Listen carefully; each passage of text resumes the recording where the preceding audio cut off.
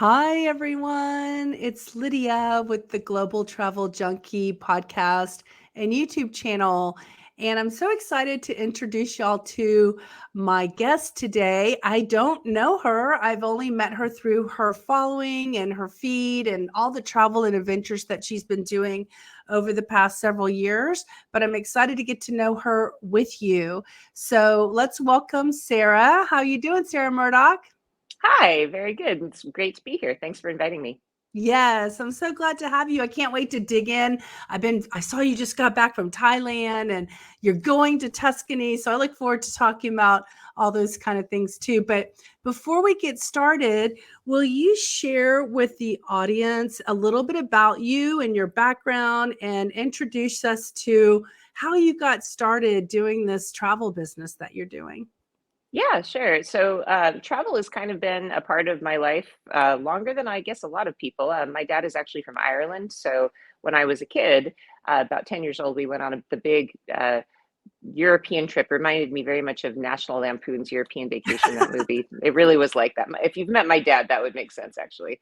He's a lot like Chevy Chase. So we went and did this crazy big trip when I was 10. And that definitely got me interested in travel, which is honestly why I always talk a lot about travel with children, because I think it's so important to inspire kids when they're young. And then I just had it in my head that I really wanted to go back, because the one place we didn't go when I was a child was to Italy. And so that just was my goal when I started in college. I really wanted to do that. I wanted to be an architect. And so I went to University of Washington and I got a degree in architecture. And while I was there, I studied in Rome. And I really had an inspirational professor. And living in Rome in the 90s was just such a very different experience that you couldn't do again now. It was sort of like living in the past in a way, the lifestyle. So it was really it made a huge impact on me living in Rome in college. And then I went on to be an architect, and I was an architect for some years. And it turned out that architecture was, I had a great job. I was doing fine, but there was just something that didn't feel right. It felt a little bit off. And I was talking to my mother-in-law one day, and she said, "If you could do anything, what would you do?" And I said, "Oh, I don't know. I think I'd like to go and write guidebooks for Rick Steves." I don't have any background in writing. And at the time, Rick Steves was actually just kind of a Seattle phenomenon, kind of a Northwest thing. And so she said, "Well, why don't you?" So I sent in a resume and they hired me. So I started working in their office at first, and then I was sent out as an apprentice guide. And also, they had a little blurb in their newsletter, the employee newsletter: "Is anybody interested in trying out research?" And so I got sent on some writing assignments, and I really enjoyed that. So I ended up writing 3 guidebooks for Rick Steves, and I worked there for more than 20 years as a tour guide and a speaker. And through all of that, I ended up launching my own sort of side project, which was Adventures with Sarah, which is because the thing that everybody got to know me for the most working for Rick was the packing videos, which was very funny because that was not something that I had specialized in. It's just the person who normally did their packing talks called in sick one day, and they were desperate, and they just called everybody that they knew who was in town, because it was the summer, everybody was on tour, and I just happened to be home. So I went up to the office. I had just gotten home. I hadn't unpacked my bag. And I did a talk in front of 500 people in an audience with my backpack full of dirty clothes. So yeah, so I did this talk and everybody loved it, and because it was just very honest. I'm kind of a plain speaking person. I kind of say what I mean, and I'm just very honest. So I just said, "Look, here's the stinky stuff." I talk about underpants. I talk about, all like tampons, like all the things that like people on Stray away glossy travel from. shows. Well, there's people on glossy travel shows don't talk about the nitty gritty of travel, and this has been my lifestyle. Like I live as a traveler, and so there's a lot of warts and all kind of stuff that I think it's important to share with people, and that kind of resonated. So that became kind of my main thing for Rick Steves, is doing these packing talks, and so through that I launched my own website to help answer people's questions about packing, which then has magically transformed itself now into a whole thing where I stream on social media, I do interviews, I do live streams from different countries, I do YouTube videos, I do my own little podcast kind of thing, where so there's just all kinds of interesting side things that have grown from the opportunities that I've had in my life. So yeah, What an amazing story. I did not know. I guess I never read that you worked for Rick Steves, beforehand. So that's yeah. amazing. And something we have in common is I lived in Castiglione Fiorentino in 1990. So I Ah, know exactly what you're talking about when you talk about pre-computers, pre-internet, yeah, pre-cell phones, right? yep. Pre even barely maps. No, I'm just kidding. No, but in a way that's true. I mean, I think Italy in the 90s, you can't compare it to the US in the 90s. It was like time travel, I would say. Living in Rome, I would come home from school and sometimes we'd have electricity and sometimes we wouldn't. Just things like that, like getting a phone line installed in our apartment was insane because it took weeks and we had to make all these phone calls and we had to pull strings and a friend had to get in touch with the phone company. It was like, yeah, it was something out of a Fellini movie living there because it just wasn't even remotely like the US, And but not even that, but you know how expensive. I mean, the fact that you were even talking about having a telephone in your apartment, that's like a luxury back then. Remember the little tickers on the phones that tracked how Hmm. much time you spent, and then somehow they tracked it. I don't even know how they build those telephones. They were so antiquated. But I lived in a monastery. It was with the university, Texas A&M University program, and so the monastery was part of the church. It was connected, and we had a cook, and we had an Italian cook from the South, so the food was amazing. And there was only 30 of us, and I'm like the only student who studied Italian before we went. Or I Yeah. mean, I wouldn't say I'd had like 3 years of it. I wouldn't say I was the only student who ever studied it, but I was the one who spoke it the most, and so I had a completely different experience than a lot of the students that went with me. So we have that in common, and that is so amazing that you have had so many years of travel experience. So I can't wait to dig in, and I can't wait to go on a trip of yours one of these days. Yeah. So, all right. So let's talk about. Do you want to talk about your recent trip that you just got Sure. back from, or what you're working on? How would you like to start the conversation? Oh, there's a lot we're working on actually. So this business is it's kind of a fun business building story the way we've done this because this was just a side project, right? This was a blog, and then it sort of ended up being that one of my friends from college actually had started his own really microscopic tour company where he did tours with 2 or 4 people, and I went and visited him. And he's like, hey, it'd be really funny is if we ran a tour together. We should do a tour together. That'd be really funny. And I'm like, yeah, haha, that'd be really funny. So we decided to do a tour that was half Italy and half Slovenia, which was his area of expertise. And we love food and wine. And so we just put it together and I put it out there on my website, and people were like, okay. And we signed like 10 people up for the first year. And it was such an incredible success. I was shocked what a success it was. And I also, that same year, collaborated with a different colleague who'd started his own little tiny company, and we did Thailand. And so it was just a really funny little start. And so this has been sort of us slowly building, building, building. And the pandemic really transformed my business because in a good way, in that I split from Rick Steves, and also I got to focus 100% on my business and develop other projects like Guide Collective, which is a magazine that I put together with a bunch of my tour guide friends. So it's kind of what I'm working on right now is continuing to build because we're trying to make this sort of big leap from just being a funky organization with a bunch of friends working together to actually being a little bit more organized. So I have a friend here who actually started as a tour client and has become a good friend of mine who's helping me organize for next year. So we're trying to plan new things. And what's really exciting about what I do is that, yes, I started in Italy as a tour guide, but what it turns out is that my skills as a travel journalist and a tour guide are applicable anywhere in the world.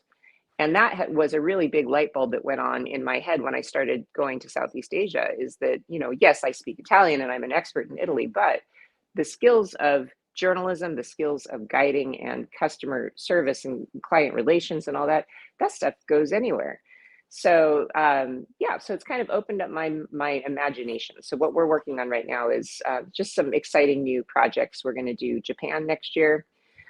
What else are we doing next year? We're going to do a Jordan tour. We're going to do Egypt. So Italy will always be my love, and that's the thing that we, of course, will continue to focus on.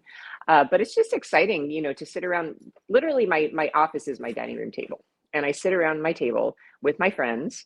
Usually, my friends are also people who travel with me, and we just kind of bounce ideas off the wall. We kind of come up with where do we want to go, and I think that the core belief that we have is that travel can be better, right? I worked for many years for a mainstream travel company that we used to be those people who tried to do something different, and then it became very mainstream. So what we want to do is try to push people a little bit into different ideas about what travel can be. Like, for example, one of my colleagues and I are kind of talking about doing an Azore Islands trip. Like, that's something very different, right?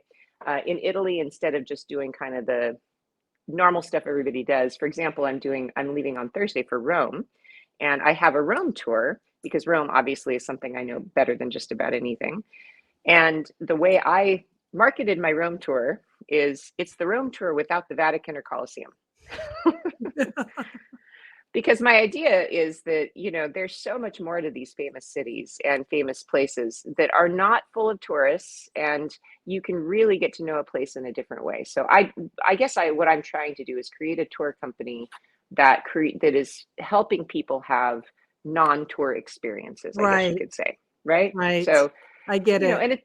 and the mission is kind of coming together as we gather more guides to work with us, and our guests who keep coming back again and again. What are they asking for, and what do they like about what we're doing? So yeah, so that's what I'm doing. We're just kind of trying to do tour planning for next year, and I'm getting ready for my Rome tour, and then I'm going to go to Sicily after that. And Sicily is my great passion. That's kind of my passion project. I wrote the Rick Steve Sicily book a few years ago, and I've been down there. That's like a second home. So I think Sicily is a really interesting and important place for people to get to know, I would which, love to go there with you because yeah, having been from, Italy, Tuscany region, I was like in the 90s that we were always warned not to go down there like it was dangerous. And so yeah.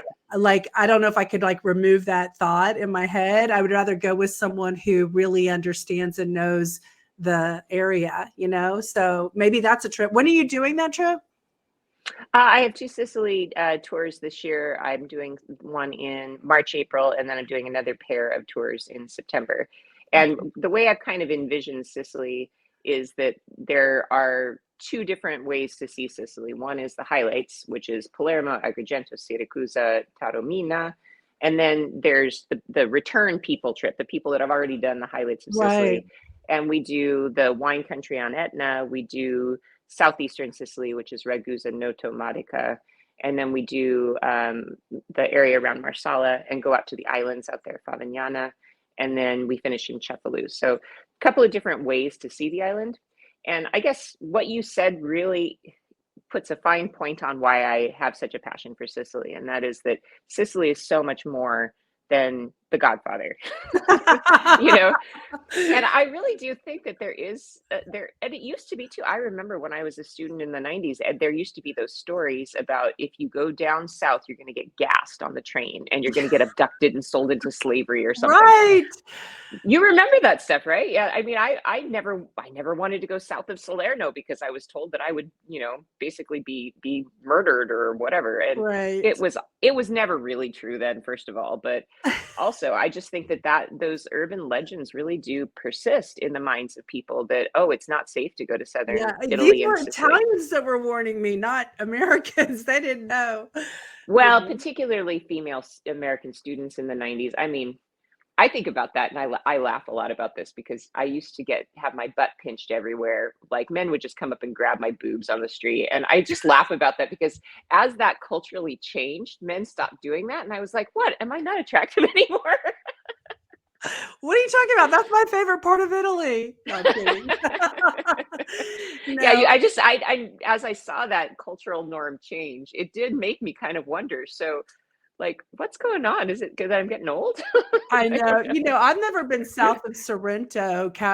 Sorrento is the furthest I think I ever went, because I Yeah, was in Tuscany. So, anyway, okay. So, what I want, as you were talking, I thought of a good way to ask you to help us understand, like, if I have a listener or myself wants to know what is it like. I've traveled to 9 different trips to Europe and I've never been with a tour. I've actually never, I don't think, ever been on like a tour type travel. Can you tell someone like myself who's never done a trip with you, like what the experience is so that we can know what to, look forward to, for instance? sure. Well, I try to run my tours in a little bit of a different way because like mainstream tours usually have 28 people or more and you're kind of herded around. I did that stuff for years, but what I try to do with my tours is we have small groups, sometimes as small as 4 or 5 people up to maybe 15, 16 people, something like that is kind of the average of what we do. And it just is a big group of friends. And honestly, so many of my guests have returned enough times that they all know each other. So it's kind of fun when we get together because it's just like a big group of friends traveling around. And we kind of run the tours so that every day there is structured activity in the morning, usually, and then we give people free time in the afternoon. And I try to find a nice balance between group time and free time because free time, I think, is so important. That's the time when people go out on their own, they do what they want, but also you can have those serendipitous experiences you really can't have so much with a group. But during the group time, I definitely try to maximize people's use of me and use of their time by taking them places they would never find on their own. Because I think this job has changed. When I was young, there was no Wikipedia. Nobody came with phones. Nobody had any access to information. And so I was the gatekeeper of information. We'd walk down the street and I could make up a story about a church and nobody would be able to fact check me. And I'm pretty sure I did. you know, so the There's job no has really fact changed. checking back then. No fact checking. And so in the past, that was the tour guide's job is we had information because there was no way to look that stuff up unless you wanted to read for months and months. And we studied really hard for that stuff. But now people have access to any information at all. I mean, you can walk down the street and open up your phone and get all the facts about a certain church. So our job is no longer to dole out information. Our job is now how do we make that information relevant? We're storytellers. How can we walk down the street and look at a church and make that church interesting and relevant to the people who are in the group with me? And so I think that tour guides these days, we are more curators of information. We select the things we think are going to be the most interesting. We try to make it relevant. And above all, we try to help people choose to have experiences that would not be something that they would have thought of or something inaccessible. Sometimes I can Exactly. get into a church that is not usually open, or I can put together a cooking class at a restaurant that doesn't usually do cooking classes. So that's kind of how tours can be really special, I think, is when you use the power of the group to do things and to kind of create experiences that wouldn't be possible for an individual traveler because individual travelers these days have so many more resources than they had. I mean, traveling without a group is a snap, especially in places like Italy. But on the other hand, you're not going to be able, you don't know, if you go to Sicily, you don't know Sicily the way I know Sicily, right? I know it like a local. I'm able to go and talk with some pretty serious experience about what it's like to live there, what it's like to be a part of a Sicilian family. Like these are interesting things that I think really add a lot to people's experience when you can kind of help them to discover things that they wouldn't be able to do on their own. Yeah. Well, if you ever need a photographer to follow you around, and I'm actually surprised you don't have that by now, right? Because that's part of your I am business. I am the photographer. Yeah, I know. So yeah. So all right. So the experience is unique when you work with someone who's more like, I mean, I consider you like a subject matter expert of traveling, especially with your years and years of experience. But not only that, but like working with someone like Rick Steves, who was probably a mentor for a while for you to learn from, and then of course we always expand. Is he still doing, I don't know where he is. Is he still doing tours? Yep. Yeah, he has a very, very large tour company, actually. His tour company, he employs more than 150 guides as far as I know. And the Wow. guidebooks, there's dozens and dozens of guidebooks. They're always putting out new books all the time. So yeah, no, Yeah. he's got an enormous operation. And it was a very interesting thing to start with him when we were just a tiny group of people. I mean, I don't remember how many people, maybe 30 or 40 people worked for him when I started. And it was like a big family. We all knew each other. We kind of all grew up together. So it was kind of it was a cool experience in that way. And Rick is an interesting guy, and I feel very fortunate to have been able to be mentored by him. Maybe it wasn't intentional mentoring, but I kind of sometimes think he created a monster, but Well, lots of people like monsters, so well, and I'm enjoying getting to know you better. So, do you want to tell us a little bit about the trip? Didn't you just come back from Thailand or Asia? I did. Yeah. Yeah, I was in Thailand. So Southeast Asia is definitely one of the places I just love the most. My sons are really funny because they were telling me that I should name my company Mediterranean Adventures with Sarah because they consider Southeast Asia to be the Mediterranean of Asia, which I think is true actually. But I love those kind of cultures, warm weather cultures, I guess you could say. I just get along really well because I've spent 30 years in Italy. I really get along with those cultures. And Southeast Asia is just it's magical because it's so different than anything you know. The food is so different, the culture is so different, but the people are so kind and welcoming, and it's beautiful and colorful. I mean, it's a riot of sensory overload. And I just think that it's such a neat experience. And so I always tell people if you've never been to Asia, that should be your first trip is to Thailand because it's easy. A lot of people speak English. The former king there he was very westernized, so signs are in English, for example. So it's very easy to navigate, but it really is. It's just fun. So yeah, I do a 2-week tour there, and the next year I'm really excited about doing a tour that's going to focus on my favorite part of Thailand, which is south. So we'll start in Bangkok and then do islands and village activities like batik painting. We're going to follow elephants in an elephant sanctuary. We're going to do a lot of interesting things that I think are kind of, again, stuff that nobody else is doing. So that's kind of what I'm trying to do is how do we create experiences in countries maybe people would have never thought to go and experiences that are not mainstream. I think that's good stuff. So yeah, and man, the food there, I actually came home probably about 10 pounds lighter. I'm not joking because the food there is just so healthy and it's also, they don't have any bread, cheese, or wine, which are kind of my main staples of food when I'm home. Awesome. Okay, so you've been so many places and experienced so many things, and not counting Italy, because we know that that is at the top. And I have the same opinion about Italy and my love for Italy. Not counting Italy, where is your ultimate favorite places that you've been and like just always are willing to go back? Oh, what kind of a question is that? Well, I love France, but everybody loves France. I would say of the places that I do tours, I really like North Africa and the Middle East. And I Wow. Okay. yeah, and I have a lot of I don't know, I just have a really some kind of sympathy. I'm not sure what it is for Middle Eastern cultures. I think it's also because I just think Middle Eastern women are incredible people. They're incredible humans. And I have a deep interest in trying to figure out how to create maybe a charitable arm of my company. I would love to be involved in helping to educate women in the Arab world. I just think the Arab world is a really interesting place.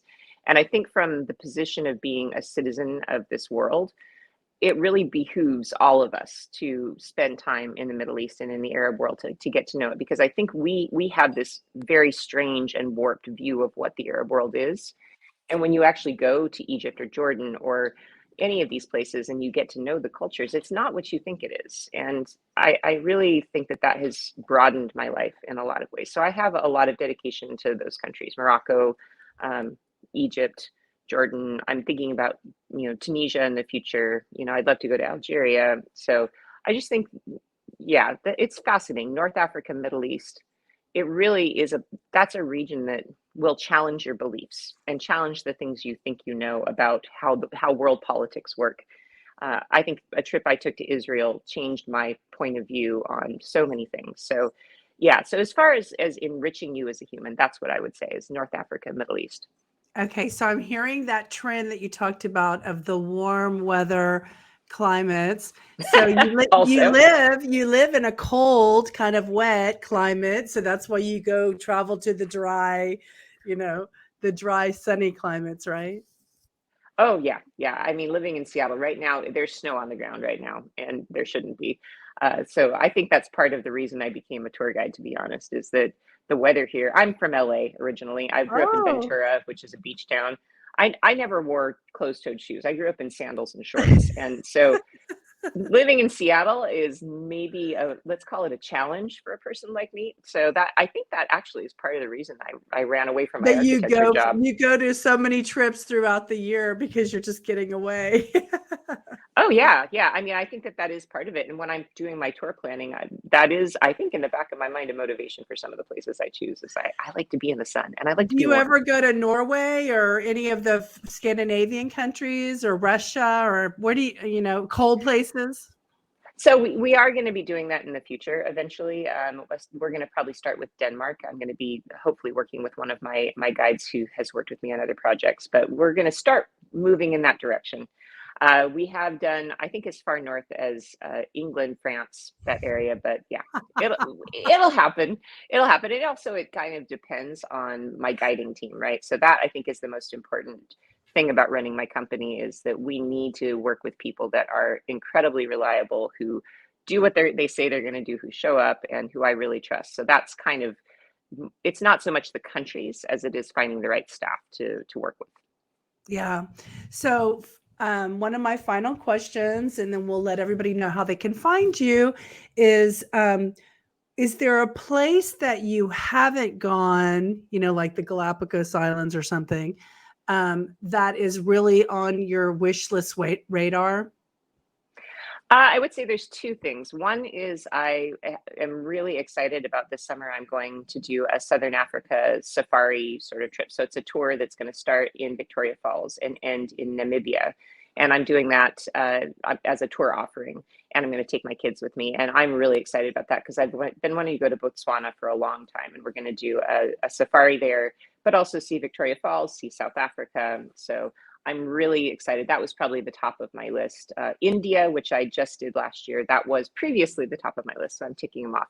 So for Wow. professional reasons, I'm going to say that Southern Africa region, which I'm so excited about that tour. That'll be in August this year.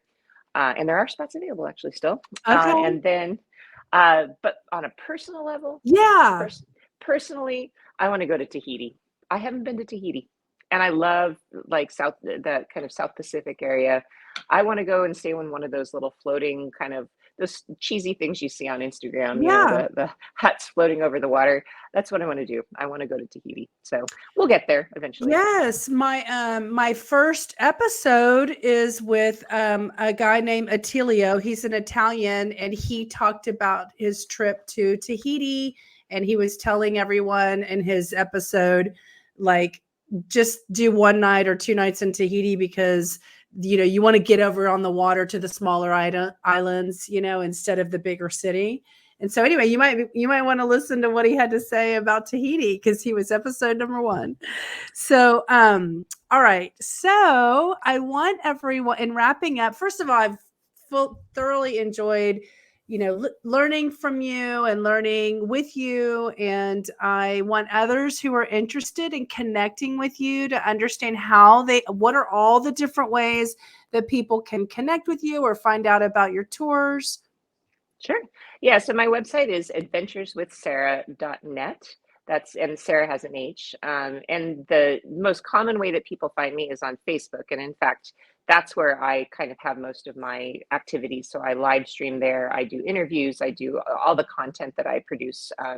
You'll find on Facebook. So it's just Adventures with Sarah on Facebook. You can also find a lot of our entire archive of interviews and I was doing cooking lessons during the pandemic if you want to learn how to cook like a real Italian. So I did a bunch of different stuff. We have a wonderful archive, plus all of my packing videos over on YouTube. Same thing, Adventures with Sarah. And then if you want to just hear me ramble, I ramble on Twitter. I just sort of like, chat about whatever's on my mind. I kind of don't like Instagram so much, but we're working on trying to change my mind about that.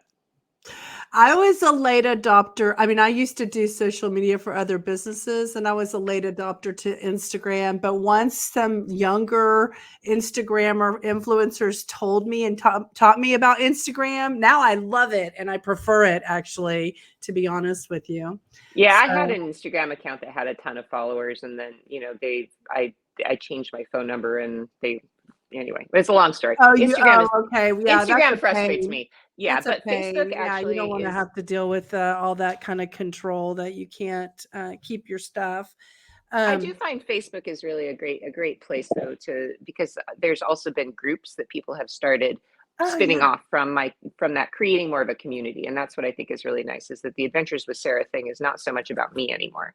It's a community of people and they chat amongst themselves, and that's kind of the thing that I don't think you can do on Instagram. You can really only do on Facebook, which is fascinating. All of these people have gotten to know each other.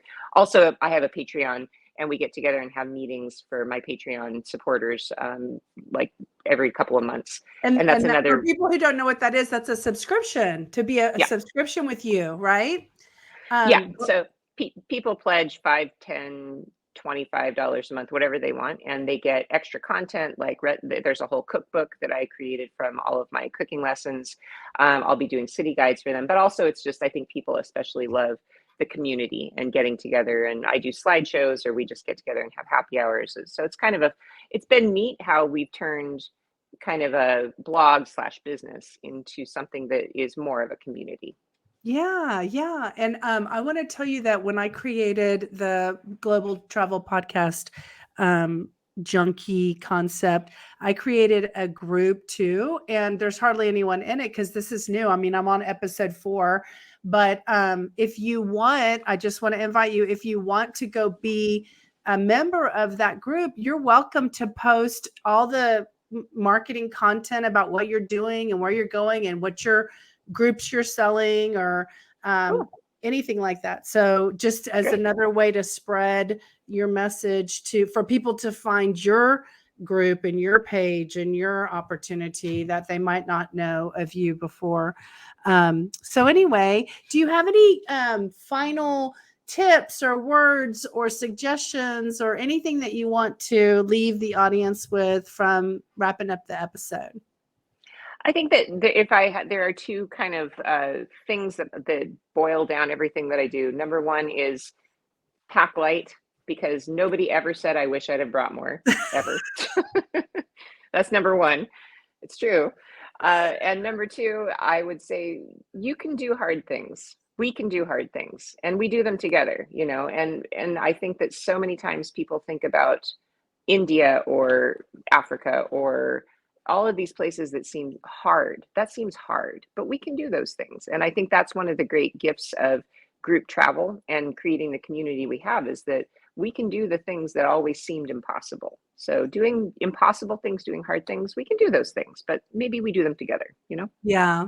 And I believe travel is so good for our health and our wellness and our well-being. And like I was telling you earlier before we started recording, I have a podcast that's trying to encourage others to create more compassion in the world and just be a nicer neighbor, a nicer person. And I think when you travel and you have that experience in life, you learn how to respect and appreciate people different than you and Yep.